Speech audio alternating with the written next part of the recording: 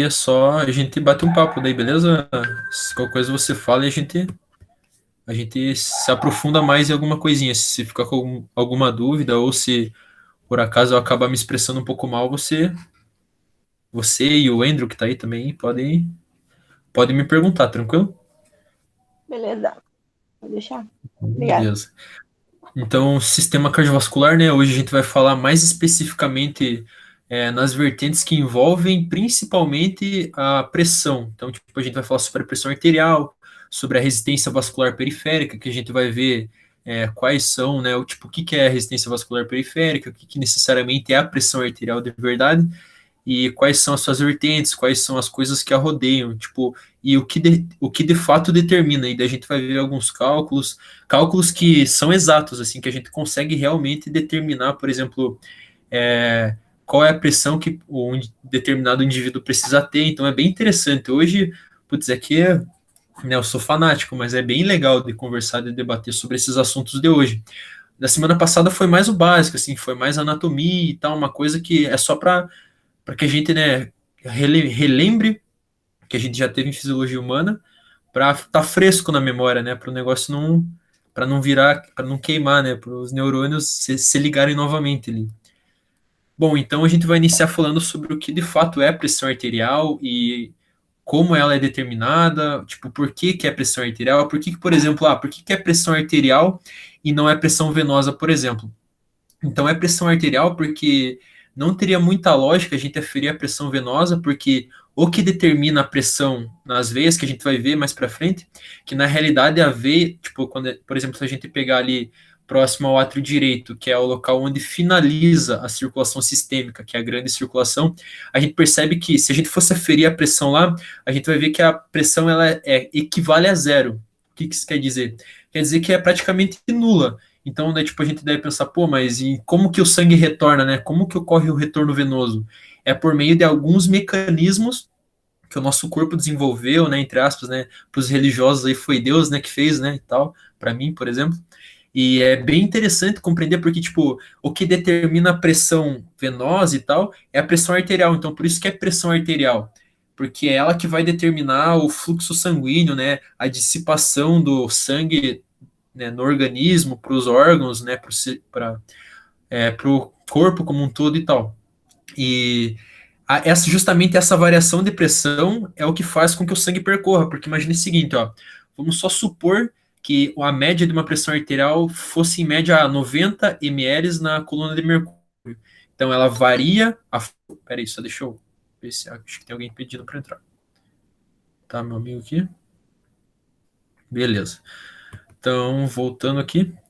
Então, ó, vamos imaginar que a pressão média de um indivíduo que é relativamente saudável, a média, então não é tipo, não é 12 por 8, a média desse 12 por 8 seria aproximadamente 90 ml na coluna de mercúrio. Então, o parâmetro que é utilizado é a coluna de mercúrio, e tipo, esse 90 seria uma oscilação nessa coluna, então seria a potência, a força com que o ventrículo esquerdo, ou o coração propriamente dito, iria contrair.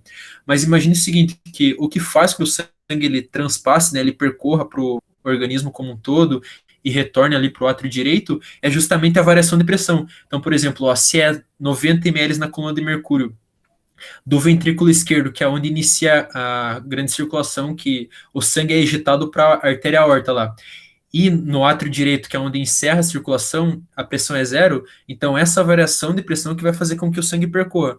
Porque vocês concordam comigo que, por exemplo, se fosse é, pressão, tipo, 100 ml na coluna de mercúrio nos dois, por exemplo, o sangue ele ia ficar parado, ou no pior dos casos ele iria retornar para o coração, porque não ia ter variação de pressão, então ele não ia se mover, entende? Então ele ia ficar parado. Por isso que tem que ter essa variação de pressão, e é por isso que nas veias, por exemplo, a pressão é equivalente a zero. E na realidade, então, qual seria, né, tipo, o que que determina a pressão arterial? Então, o que que é a pressão arterial primeiramente? Então, a pressão arterial nada mais é do que a força com que o sangue, né, ele bate ali na parede das artérias, né, que seria o tecido epitelial ali de uma artéria, de um vaso.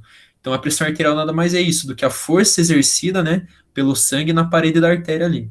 Então, isso que determina a pressão arterial.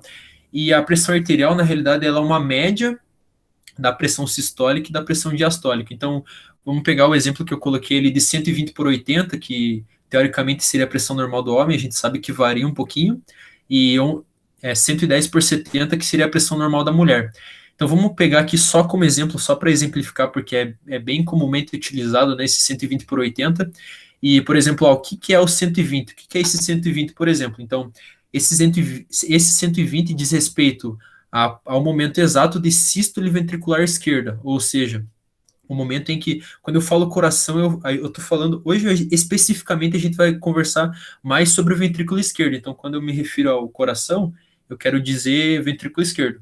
Então, quando o ventrículo ele contrai, ele gera aquela a sístole ventricular, a força com que o sangue ele é ejetado para fora, ela por meio da válvula semilunar aórtica, lá que a gente conversou semana passada, essa força exercida na parede das artérias no momento em que esse sangue é ejetado é determinado a pressão sistólica, ou esse 120. Então, essa pressão sistólica, né, esse 120, ele, em geral, sempre vai ser maior que o 80, né, que sempre é menor. Então, esse 120 ele é determinado pelo momento de sístole ventricular, e esse 80, né, agora, tipo, é o contrário, né? Então, é a pressão diastólica. Então, esse 80, ele, teoricamente, né, a gente fala teoricamente porque tem pessoas, né, que por maus hábitos e tal, condições genéticas, eles acabam conseguindo igualar essas duas variações. Mas, em geral, esse 80, né, ele remete justamente ao momento, tipo, isso tudo na parede da artéria, ali na artéria aorta, bem no início ali, onde a válvula ela abre, então é bem próximo ali, especificamente ali que a gente afere justamente a pressão. Então, esse 80, ele diz respeito ao momento de diástole ventricular.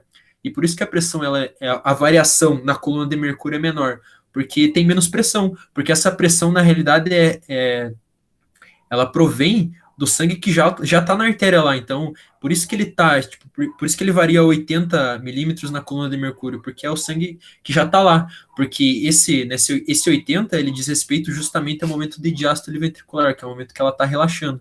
Então, momentos antes de, tipo, do ventrículo realizar a sístole, aquela válvula semilunar aórtica, ela abre, e é nesse momento que é aferida essa pressão diastólica.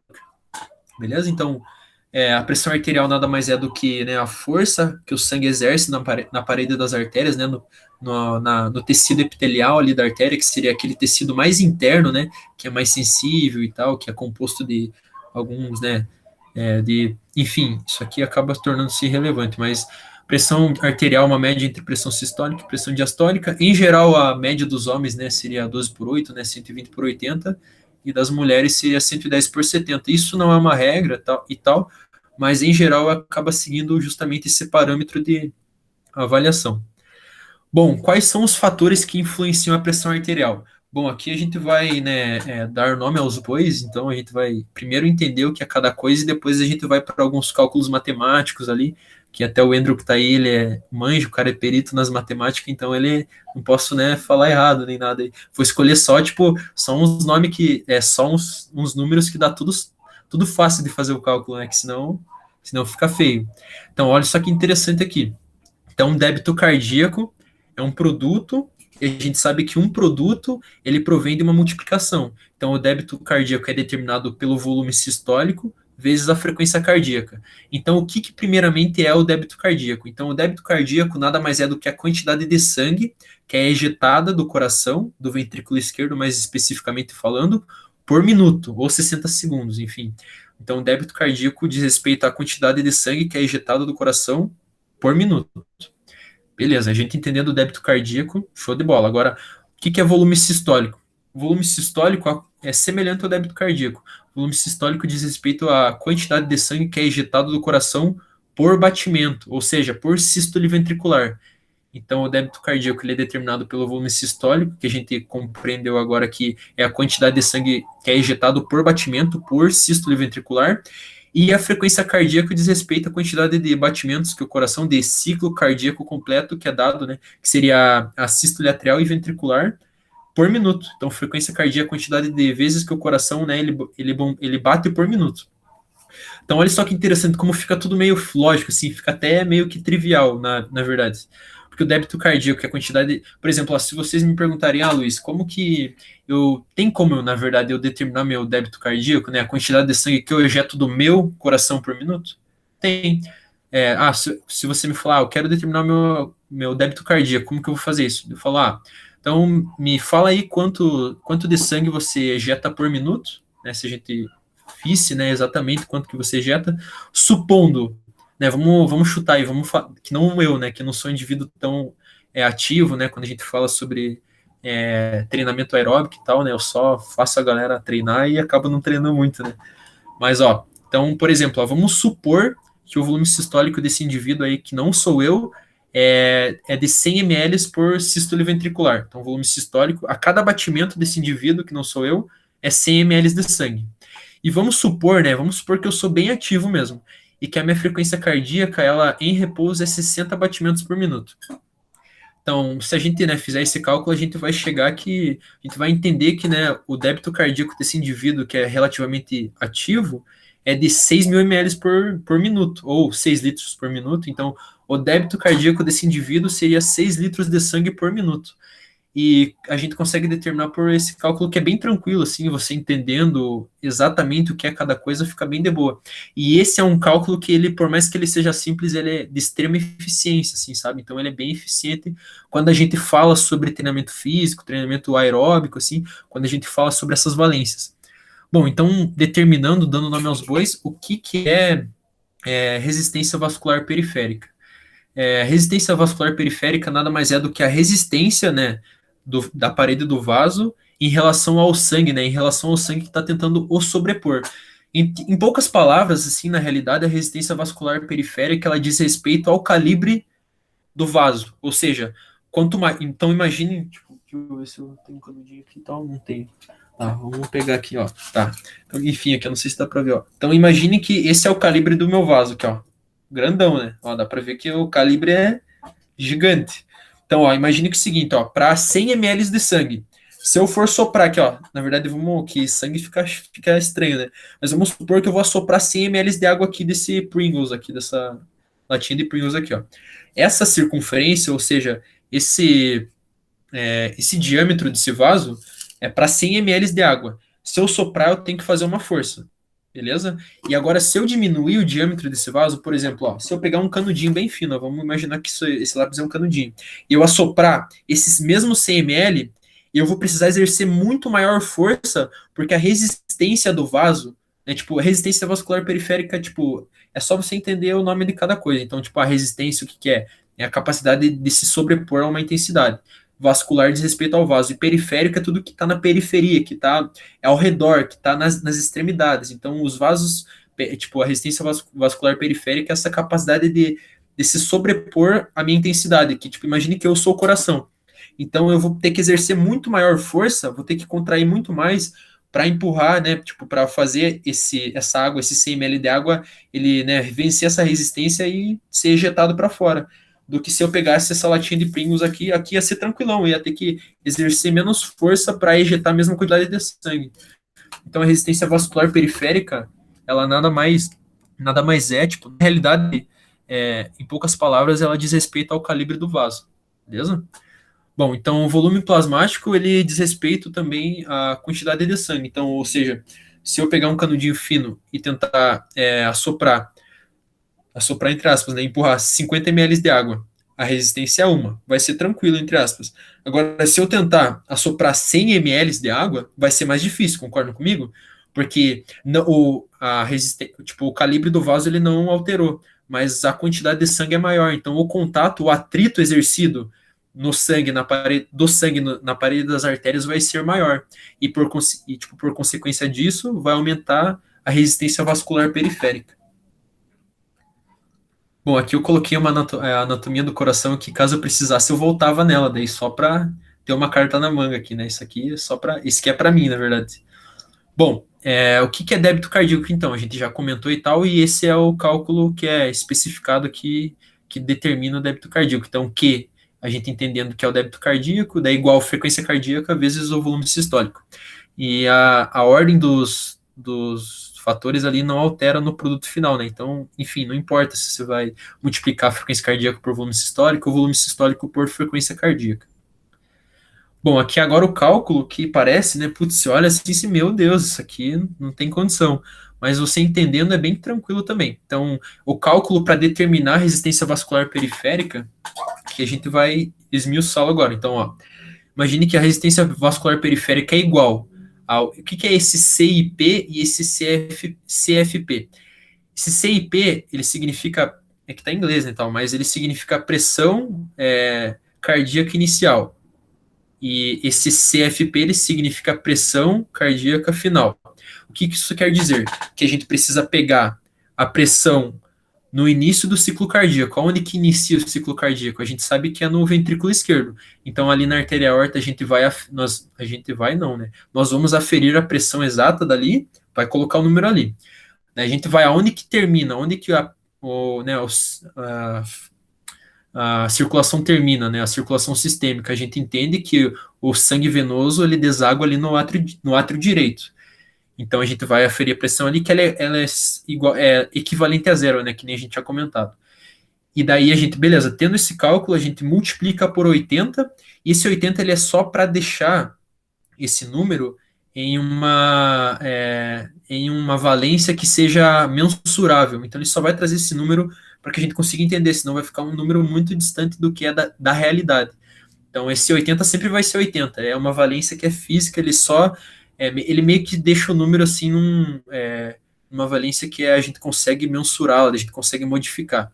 Daí dividido pelo débito cardíaco, que a gente viu, por exemplo, se fosse para o indivíduo que a gente viu no slide passado, seriam 6 litros de sangue, né, ou 6.000 ml. E assim a gente conseguiria determinar a resistência vascular periférica. Daí, né, vocês poderiam me perguntar, putz, mas e qual que é a relevância de eu determinar a resistência vascular periférica exata? Porque a resistência vascular periférica, né, esse cálculo diz respeito ao atrito. Então imagine o seguinte, que nós realizando esse cálculo, a gente sabe exatamente a quantidade de pressão ou de força que o ventrículo esquerdo iria ter que exercer para vencer a resistência desse atrito. Porque imagine o seguinte, ó, concordam comigo que esse atrito equivale a 90 ml na coluna de mercúrio. Se eu exercer uma potência de 85, essa pressão exercida por consequência da sístole ventricular, ela ficaria abaixo. Então, a gente tem que saber determinar essa resistência para que né, se a gente conseguisse, né, tipo, eu sei que é 90 ml na coluna de mercúrio, então se eu mandar 95, ele vai vencer essa resistência e por consequência eu vou conseguir fazer com que o sangue ele perpasse a artéria ali e ele vá para a grande circulação, né, que seria a circulação sistêmica. Então é justamente para isso, a resistência vascular periférica, esse cálculo, ele é para justamente a gente conseguir determinar o valor do atrito, para que assim a gente consiga saber, né, consiga mensurar a quantidade de pressão que esse ventrículo, né, essa força que esse ventrículo precisa exercer daí na hora de mandar o sangue para a circulação sistêmica. Bom, aqui é o cálculo da pressão arterial. Então, a pressão arterial é igual ao débito cardíaco multiplicado pela resistência periférica, vascular periférica. Então, é bem tranquilo. E essa pressão arterial não é o 120 por 80, é a pressão arterial média, que diz respeito à média da pressão nas artérias na hora da sístole e na hora da diástole. Então, essa é uma média geral, assim, dos dois, assim, para saber como que o indivíduo tá. Beleza, então agora a gente vai falar um pouquinho sobre a regulação da frequência cardíaca, sobre os meios pelos quais essa frequência cardíaca ela é coordenada, então ela é regulada por esses mecanismos que a gente vai conversar a respeito agora. Bom, agora a gente vai falar brevemente um pouquinho sobre o sistema nervoso, eu não vou me estender muito, até porque semana que vem vai ser só sobre o sistema nervoso, então eu só vou dar uma pincelada aqui só, bem de leves. Então, a gente sabe que o sistema nervoso autônomo, né, é o sistema nervoso autônomo, como o nome já diz, ele significa que ele, né, funciona, ele independe da nossa vontade. Então, se eu pensar, putz, eu quero que minha frequência cardíaca aumente agora, ela não vai aumentar, entende? Então, ele independe da nossa vontade, ele tá sempre sendo regulado ali por meio de mecanismos que estão contidos nele, e independentemente do que a gente queira ou do que a gente não queira. Então, você está dormindo ali, o sistema nervoso autônomo, ele está atuando ali para diminuir a frequência cardíaca, para aumentar, e enfim. Então, O sistema nervoso autônomo, ele se divide em sistema nervoso autônomo simpático e parasimpático. O sistema nervoso simpático, eu já vou colocar uma imagem que é bem interessante, a gente consegue ver bem certinho ali, que eu tirei do livro do Powers, lá de Fisiologia Humana. E o sistema nervoso simpático, a gente percebe que o nervo dele, ele está ligado exatamente no nodo sinoatrial. Então vamos voltar para a semana passada lá. O que, que é nodo sinoatrial? A gente sabe que lá no ciclo cardíaco, lá na condução elétrica, né, do coração, essa condução ela inicia no nodo sinoatrial, que é como se fosse aquele play, como se fosse um playzinho, e esse nodo sinoatrial ele se ramifica nos átrios, né, no átrio direito e esquerdo, e ele retorna para o nodo atrioventricular. Esse nodo atrioventricular é como se fosse uma pausa, então ele dá uma pausa para dar tempo do ventrículo encher, porque senão o coração ele ia bater assim, ó, ele ia bater junto, e daí o sangue, por consequência, retornar para a circulação sistêmica. Então tem o nodo sinoatrial, daí ele se ramifica lá nos átrios, daí ele retorna para o nodo atrioventricular, que está ali no átrio direito, no final abaixo ali do átrio, no ápice do átrio direito, e daí esse nodo atrioventricular ele serve para dar uma breve pausa, para dar tempo do ventrículo encher de sangue, do ventrículo enche de sangue e ele manda lá para a pequena circulação, que seria para que ocorresse as trocas gasosas e tal, para oxigenar o sangue, enfim, liberar o CO2. Então esse sistema nervoso simpático ele se liga, né? O nervo o nervo simpático ele se liga no nodo sinatrial, daí ele se liga no nodo atrioventricular e daí ele se liga também nos ramos direito e esquerdo. O que que é ramo direito e esquerdo? A gente sabe que entre os ventrículos a gente tem o septo interventricular. E esse sistema nervoso autônomo simpático, o nervo dele ele se liga no lado esquerdo e no lado direito, ali próximo a esse septo, bem nas extremidades do músculo mesmo. E é por isso, então, olha só que interessante. Esse sistema nervoso simpático, ele controla principalmente a frequência cardíaca, porque o que determina a frequência cardíaca? A quantidade de condução elétrica que é dada a cada contração. Então, quanto menor o intervalo de tempo de uma condução elétrica para outra, maior a frequência cardíaca. Quanto maior esse espaço, menor a frequência cardíaca. Entenderam como? Então, esse sistema nervoso simpático, ele, em geral, assim, em poucas palavras, ele diz respeito ele controla, na verdade, a frequência cardíaca. E olha só que interessante, o sistema nervoso parasimpático, então, vamos frisar bem no para, porque ele dá meio que, ele dá uma segurada, ele dá uma parada ali no sistema nervoso simpático, senão a frequência cardíaca ia aumentar muito, muito, muito, muito, e, e não ia parar nunca, o cara ia, sei lá, morrer de infarto, dar uma arritmia, enfim. E né, só voltando para o simpático ali, que eu não falei, mas ele, além de se ligar aos ramos direito e esquerdo do ventrículo, ele se liga ao ventrículo, né, próximo ao ápice, que seria a parte de baixo do ventrículo. E por quê? Porque ele controla, claro, principalmente, a gente vai ver quando o indivíduo é treinado, quando ele não é treinado, um pouquinho mais para frente, mas quando o indivíduo, né, ele precisa de uma demanda maior de sangue e tal, o sistema nervoso ele é mais atuado, né? Ele é realizado uma maior ativação dele. Ele ativa tanto a frequência cardíaca quanto o débito cardíaco. Então ele aumenta o volume sistólico lá. Então ele faz com que o coração ele bombeie com mais força. Ele realiza mais potência na hora da sístole ventricular. E esse sistema nervoso parasimpático ali, ele diz respeito a justamente a um freio. Então ele diminui a frequência cardíaca. Em poucas palavras, assim. E olha só que interessante, eu não sei se vocês estão conseguindo ver bem a imagem, deixa eu ver ali no meu celular. Acho que dá para ver bem. Então, olha só que interessante aqui.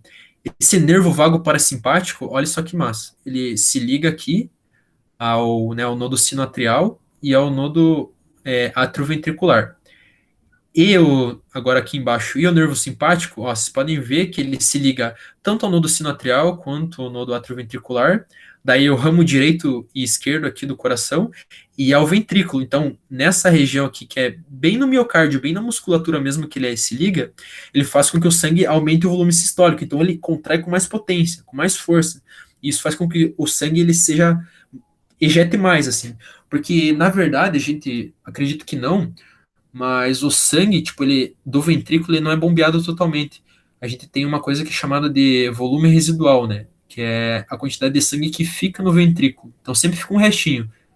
E esse restinho, né, se a potência da sístole ventricular for maior, ele é diminuído, ou seja, ele além de aumentar a contração, ele faz com que deixa eu mostrar aqui, né? Ele faz com que meio que a capacidade de diástole dele, a capacidade de relaxamento aumente. Então, meio que, na verdade, no coração, qualquer músculo, ele tem propriedades elásticas. Então, o coração ele distende ao máximo, isso faz com que ele encha muito de sangue.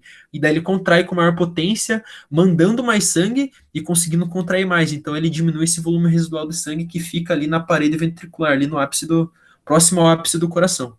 Então, o sistema parasimpático aqui ele se liga no nodo sinoatrial e no nodo atrioventricular, e também ele se liga, né, e o nervo simpático se liga tanto no nodo sinoatrial quanto no atrioventricular, no ramo direito e esquerdo, né, que seria ali próximo, né, ao septo interventricular e nos dois ventrículos daí.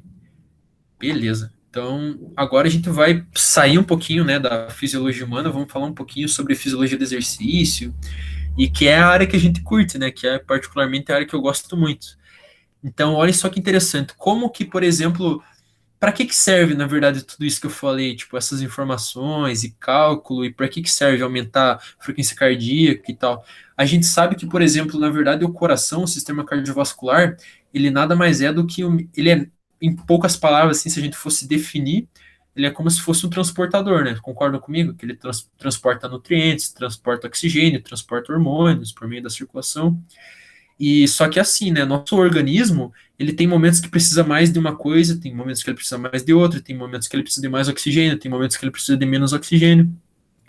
E isso é regulado por receptores. Então, olha só que interessante.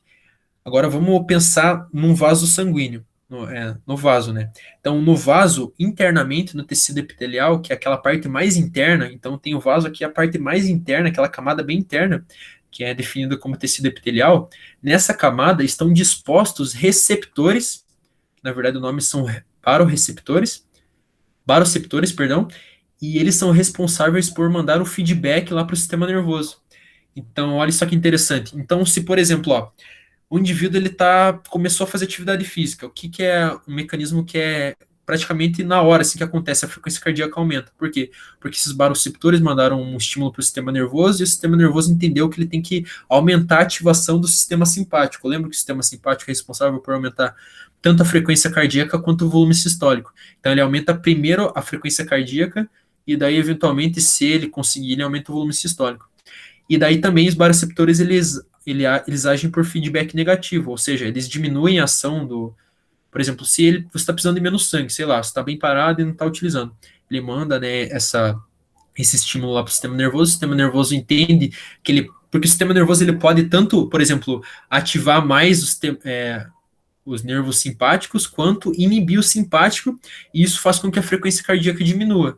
Então ela pode diminuir em prol de uma inibição do sistema simpático, quanto, por exemplo, de uma ativação do sistema parasimpático. Isso depende da ocasião, depende do que ele está precisando. Se ele está precisando, tipo, parar muito rápido, assim, então ele meio que vai utilizar os dois, se é, sei lá, uma coisa abrupta e tal. Mas olha só que interessante, eu coloquei ali, não sei se dá para ver, dá. Atleta de fim de semana versus atleta treinado. Qual que é a diferença? Por que, por exemplo, a gente sabe que o atleta treinado, a frequência cardíaca dele em repouso é sempre menor. Por que é menor? A gente deve pensar, putz, mas se é menor, ele manda menos sangue. Como que é menor? Ela é menor porque a sístole ventricular dele é muito mais eficiente. A gente sabe que, por exemplo, no treinamento regular, se esse indivíduo, ele por exemplo, de 3 a 5 vezes por semana, ele participar de exercícios físicos, exercício aeróbico, musculação e tal, hipertrofia, a gente sabe que vai fazer com que isso gere uma adaptação. A adaptação faz com que gere ganhos de capacidade. Esse ganho de capacidade, ele faz com que o coração, no ventrículo direito, a gente sabe que o ventrículo esquerdo, perdão, que o ventrículo esquerdo, ele é muito mais forte, tem mais músculo do que o ventrículo direito, porque o ventrículo direito ele só manda sangue para os pulmões ali, então tipo ele não vence resistência nenhuma praticamente, ao contrário do ventrículo esquerdo, que ele precisa exercer muita potência para mandar muito sangue para a grande circulação, então ele tem que vencer aquele valor que a gente falou que é o valor de atrito, ele precisa exercer muita potência para vencer isso, e isso faz com que esse ventrículo esquerdo ele tenha mais miocárdio, mais fibras que são estradas cardíacas, né, que seriam as fibras do coração. E quando o indivíduo ele participa de atividades físicas regulares, né, que são especificamente aeróbicas e tal, que trabalham a adaptação, A adaptação vai fazer com que ele ganhe, né, ganho de capacidade. Esse ganho de capacidade vai fazer o quê? Que ele aumente, além de, tipo, sei lá, ele ganhe força ali e tal, ele ganha mais potência. E, tipo, ele ganhando esse ganho de função, né? Tipo, adaptação gera um ganho de função. Essa função é mandar mais, ele ter mais força. Então, ele além de aumentar a capacidade elástica dele, ele contrai com mais potência. Então, ele manda mais sangue. Então, o indivíduo treinado, além dele, então ele controla mais a frequência cardíaca. Então, quando o nervo simpático dele é mais ativado, né? Ele precisa de mais do simpático, ele não usa tanto a frequência cardíaca, porque o volume sistólico dele é excepcional. Então, por exemplo, um atleta de fim de semana, por que que é fácil, por exemplo, não fácil, mas por que que é mais, ocorre mais, tipo, por exemplo, uma desritmia, uma arritmia, uma parada cardíaca, um indivíduo que só joga fute no final de semana, que é o nosso caso, né, e tal. Porque ele não vai ter a capacidade de aumentar o volume sistólico, porque ele, além de não ter gerado adaptação no coração, ele não tem ganho de função por consequência disso. E daí, por mais que o estímulo seja enviado, o coração não tem potência, não tem, sei lá, não tem mais capacidade, não tem mais músculo ali para fazer com que ocorra por meio da fosforilação oxidativa lá, sei lá, 38 ATPs por moléculas de glicose, que a gente sabe que, né, o nutriente essencial, né, que é mais utilizado no coração é a glicose, e a única, na verdade, o único mecanismo de ressíntese energética é a fosforilação oxidativa. A gente sabe que a fosforilação oxidativa, o ganho por molécula de glicose são 38 ATPs. Então, o que acontece? O aumento da frequência cardíaca vai fazer com que, por exemplo, de um batimento para outro, a gente sabe que o intervalo desse sistema de condução vai diminuir muito. E isso vai fazer com que, o que, que muda, na verdade, no coração? Que a gente tem, por exemplo, ó, imagina que vamos voltar porque eu tinha falado anteriormente. Um indivíduo que é relativamente treinado em repouso, ele tem 60 batimentos por minuto, né? A frequência cardíaca dele é 60 batimentos por minuto. Ou seja, é um batimento por segundo. Então, se a gente for pegar cada batimento, um volume sistólico, em média, são 3 a 4 segundos de sístole, ou seja, de contração, e daí de 7 a 6 segundos de diástole. A diástole demora mais, a sístole é mais rápida. E quando você diminui o intervalo entre uma contração e outra, o que que muda? O que que diminui, na verdade? Porque alguma coisa tem que diminuir, concorda comigo? Se não é, pô, se você está diminuindo o intervalo entre uma contração e outra, esse tempo vai fazer com que a sístole e a diástole tem que diminuir de tempo. E o que mais diminui? É a diástole. Então o sangue, você não deixa ele relaxar totalmente. Então, o sangue normal, em repouso, 60 batimentos por segundo, por minuto, perdão. Ele bate assim, ó. Então, ele preenche totalmente essas camadas, a propriedade elástica e daí contrai. E ejeta o sangue para pequena circulação ou para grande circulação, enfim. Ele faz assim, ó. Então, ele bate assim. Quando você faz com que o indivíduo que não é treinado, ele sofra uma alta, sei lá, um choque, tá correndo, começa a dar um tiro do nada, assim, tipo, de corrida de 100 metros raso ali, o cara se mata e tal. O que que acontece com o coração dele? A sístole, ela mantém a mesma, 0,3, 0,4 segundos mantém o mesmo. O que que muda? É a diástole. A diástole, você não dá tempo não dá tempo do teu coração relaxar totalmente. Então ele não enche de sangue. Então, ou seja, ele vai bater assim, ó. O indivíduo vai bater assim, ó. E isso vai fazer que, por consequência, ele sofra uma arritmia também, porque imagine o seguinte, ó, então ele tá batendo um monte para tentar mandar sangue, mas tipo, a cada 3 batidas ele manda 100 ml de sangue. O indivíduo que é treinado, em uma batida ele manda 100 ml de sangue. Então, o indivíduo que sofreu adaptação e por consequência ganho de função, ele é maior treinado, ele tem a capacidade de volume sistólico muito maior e por consequência o débito cardíaco aumenta demais, então ele fica muito insano, ele corre e não cansa, porque o volume sistólico dele é insano. Então, além dele aumentar a frequência cardíaca, que a gente sabe que aumenta, o volume sistólico acompanha, porque ele tem capacidade de contração, entende? Então, às vezes, ele sobe muito menos. Por isso que o indivíduo em repouso, o treinado, para ele tá tranquilo, porque ele manda muito sangue a cada batimento. Então, a eficiência por batida desse indivíduo é extremamente alta. Porque a capacidade de deformação do coração, quando eu falo deformação, é a capacidade elástica do coração, de relaxar, é muito alta. Então, ele pega muito sangue a cada batimento. Então, não tem para que ele aumentar tanta frequência cardíaca. Então, ele não fica refém dessa frequência cardíaca, ele não oscila tanto, ele não fica tão ofegante assim, se comparado a um indivíduo que é o atleta de fim de semana, né, na verdade. Bom, olha só que interessante aqui. Agora a gente vai falar a gente falou da regulação, né, do coração e tal como um todo, sobre os baroreceptores, né, sobre o sistema da resistência vascular periférica, enfim. Agora a gente vai falar sobre especificamente o volume sistólico. como que ocorre, por exemplo, que eu falei que o volume sistólico aumenta, mas e como que ele aumenta? Já que ele aumenta de que jeito? Então é por meio de três fatores primários que fazem com que ocorra, né, essa regulação, né? O aumento ou a diminuição também, se o indivíduo não for treinado. Então, o volume sistólico final, ele é determinado pelo volume diastólico final. O que é volume diastólico final? É a quantidade de sangue que o coração é capaz de receber por diástole. Então, de sangue que o coração, que o ventrículo esquerdo é capaz de encher de sangue. Então, lembra que eu falei que a capacidade elástica dele aumenta muito? Então, ela provém justamente desse volume diastólico final. E o tipo, agora, né, a gente vai usar, na verdade, uma lei que se chama Lei de Frank-Starling. O que é a Lei de Frank-Starling? São dois irmãos, né, que é o Frank e o Starling, né, que eles que criaram essa lei. Eles dizem, né, que faz muito sentido e que é real, na verdade, que o volume diastólico final determina o volume sistólico. E o que isso quer dizer? Quer dizer que quanto mais o teu coração conseguir aumentar essas propriedades elásticas de deformação, maior quantidade de sangue vai ser ejetado. Isso é meio que lógico, né? Vocês concordam comigo? Então, esse volume diastólico final que determina o volume sistólico. Beleza, a gente entendeu. E quais são os fatores que fazem com que aumente o volume diastólico final? São três fatores. Primeiro, a venoconstrição. O que é a venoconstrição? A diminuição do calibre da veia. Então, essa venoconstrição ela é um fator que é regulado por meio de receptores também, e ela diminui o calibre da veia. Então, diminuindo o calibre da veia, ela ainda vai ter, tipo, o sangue vai ter menos espaço para ficar, tipo, navegando assim, sabe como? Então, tipo, ele não vai ficar, ele vai ter que sair fora, entende? Vai ter que subir. Ele não desce porque as válvulas de mão única ali da veia não deixam, então ele tem que subir. Beleza, então a venoconstrição é a mais de boa, assim, isso é meio que lógico. A bomba muscular também. Então, olha só que interessante, né? Olha como Deus é bom, né? Na verdade, esse cara. Então, vamos usar o exemplo da panturrilha, que eu tava batendo um papo mais cedo com o meu amigo Andrew aí sobre a panturrilha e tal. Vamos utilizar a panturrilha como exemplo. Então, imagine o seguinte, que quando você caminha, tipo, a gente sabe, por exemplo, que as veias elas estão dispostas no meio da musculatura. E olha só que interessante o porquê disso. Porque quando a gente caminha, a nossa panturrilha traciona, ela contrai. E quando ela contrai, ó, se vocês puderem ver aqui na imagem, ó, não sei se estão conseguindo ver minha setinha, então imagine que isso aqui é o gastrocnêmio, né? Vamos usar bastante a imaginação, né? Que não, isso aqui não é um gastrocnêmio, né? Mas enfim, ó, aqui é o gastrocnêmio relaxado. Você caminhou, ele contrai e ele diminui, né, o calibre da veia, né? Ele comprime a veia e isso faz com que na parte de cima a válvula de mão única abra e o sangue tem que sair fora, né? Ele não tem escolha. E a válvula de baixo ela fecha. Então o músculo contrai e ele empurra meio que o sangue para cima.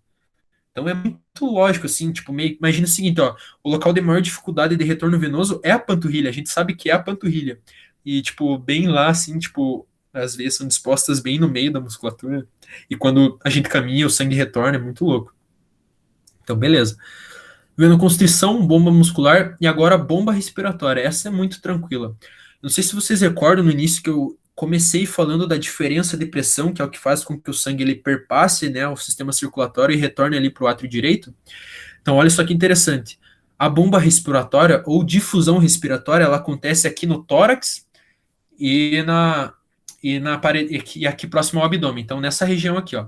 Imagine que quando a gente inspira, ó, a gente inspira, a pressão no tórax diminui e a pressão no abdômen aumenta muito. Concordam comigo?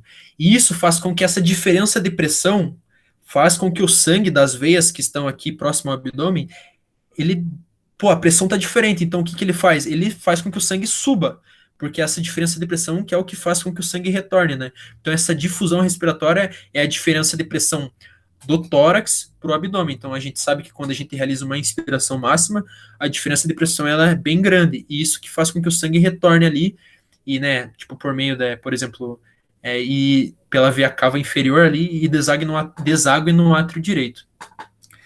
Então aqui eu já comentei e tal. Não sei se ficou alguma dúvida aí, porque era isso que eu tinha para falar para vocês, galera. Hoje, na verdade, era bem mais curto e tal. Eu gosto, sim, porque é pouco conteúdo e tal. Dá pra gente aprofundar mais quando é muita coisa, além de ficar um pouco maçante, é muita informação. Daí você só, putz, beleza, e não acaba não massificando, né, e tal. Mas eu gostaria de ouvir vocês agora. Vocês têm alguma pergunta, alguma coisinha? Olha, da minha parte foi muito bem explicado, então acho que tá tranquilo. Deu para entender legal, Nicole? Uhum, deu sim. Deu pra relembrar também os conceitos que a gente já tinha visto, né? Tipo, vai vindo na mente. Aham, deve ser, nossa, é verdade, isso aí eu já vi e tal. E na verdade isso aqui é fisiologia humana, né? Isso aqui tudo a gente já viu e tal. Mas é bom porque, por exemplo, ó, semana que vem vai ser sistema nervoso, na outra semana vai ser músculo esquelético, a gente vai falar sobre as linhas Z e tal. Mas futuramente, daqui a algumas semanas, a gente vai entrar na periodização, né? Que a gente comentou já e tal. E é bem, sei lá, eu gosto de, sabe, porque saber o básico, assim, bem aprofundado, quando você, por exemplo, né, que nem o professor comentou com a gente na sala lá, que teve um aluno cardiologista e tal, pô, você não passa perto, entende? Porque você sabe, pô, o que que é uma pressão arterial, o que que determina o sistema, o que que é o sistema cardiovascular, o que que eu determino, o que que faz com que ocorra cada adaptação, o que que aumenta a frequência cardíaca. Então é bom saber, né, porque, sei lá, não vai passar perto, né, agora, né, tipo, você pegar um cardiologista, aí você se bate pareio com ele, né? Dá pra ter uma conversa boa, né? Então é basicamente isso, galera. Sim, e é bom porque são vários nomes, né? Vários nomes, vários termos, são parecidos, mas são diferentes. E saber essa diferença, às vezes, é crucial. Sim, é exatamente. E tipo, por isso que, sei lá, só ver um vídeo no YouTube não